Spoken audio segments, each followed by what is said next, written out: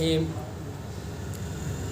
ہم یہاں پر ذکر کر چکے ہیں کہ استاد محترم حضرت مولانا بلال عبدالحی حسنی ندوی حفظہ اللہ ورعا کی جو کتاب حدیث کی روشنی ہے، اس کے 40 حدیثیں جو ہیں اس کو ہم یہاں پر پیش کریں گے، کیونکہ اس میں بہت ہی مختصر جامع چھوٹی چھوٹی حدیثیں ہیں ہمارے طلباء اور ہمارے اسٹوڈنٹس کے لیے۔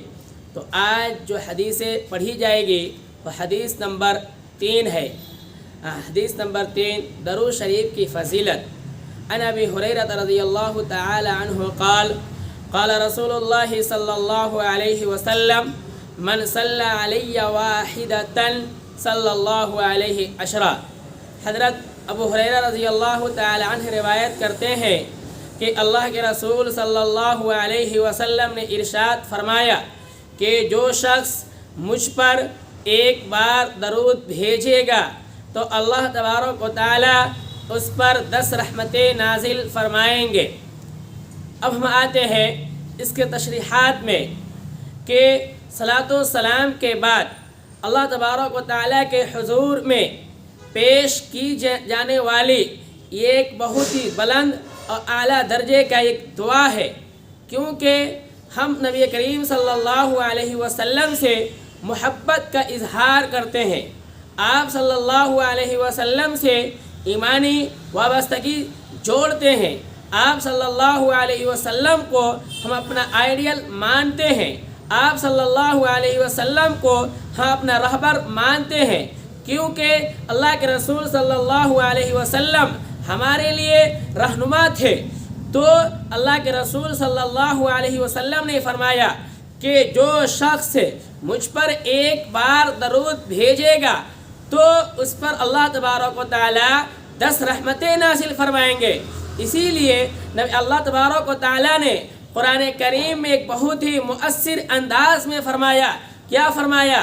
ان اللہ وملائکتہ یصلون علی النبی یا ایھا الذین آمنوا صلوا علیہ وسلموا تسلیما۔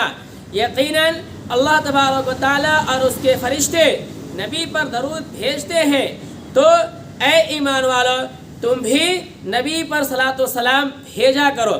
اب اس آیت سے جو ہمارے فقہائے کرام ہیں وہ یہ باتیں نکالتے ہیں، وہ یہ سمجھانے کی کوشش کرتے ہیں کہ امت پر یہ ضروری ہے، یعنی ہم مسلمانوں پر ایک ضروری ہے کہ زندگی بھر میں ایک بار درود بھیجنا فرض ہے۔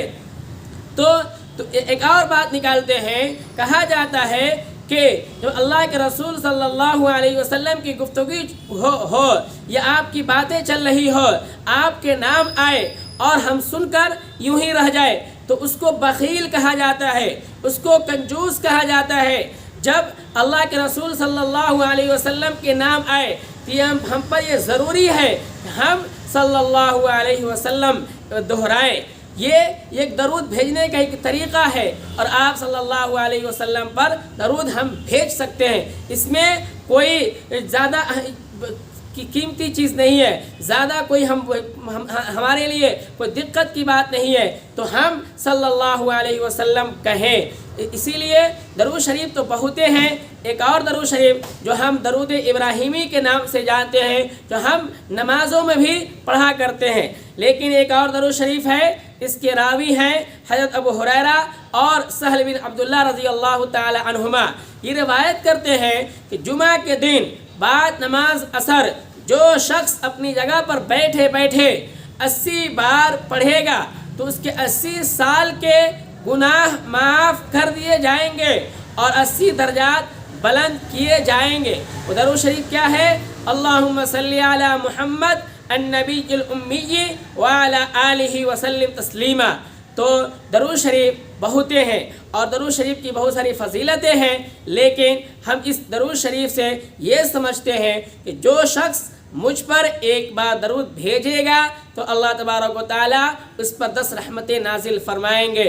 ہمیں بھی چاہیے کہ ہم اللہ کے رسول صلی اللہ علیہ وسلم پر درود بھیجیں، صلاۃ و سلام بھیجیں، اور آپ صلی اللہ علیہ وسلم سے اپنے محبت کا اظہار کریں، نہ کہ ہم کنجوسی کا سامنا کریں۔ اللہ تبارک و تعالیٰ نبی کریم صلی اللہ علیہ وسلم سے محبت کرنے والے بنائے، آپ کے بتائے ہوئے راستے پر چلنے والے بنائے، آپ کے طریقے پر چلنے والے بنائے۔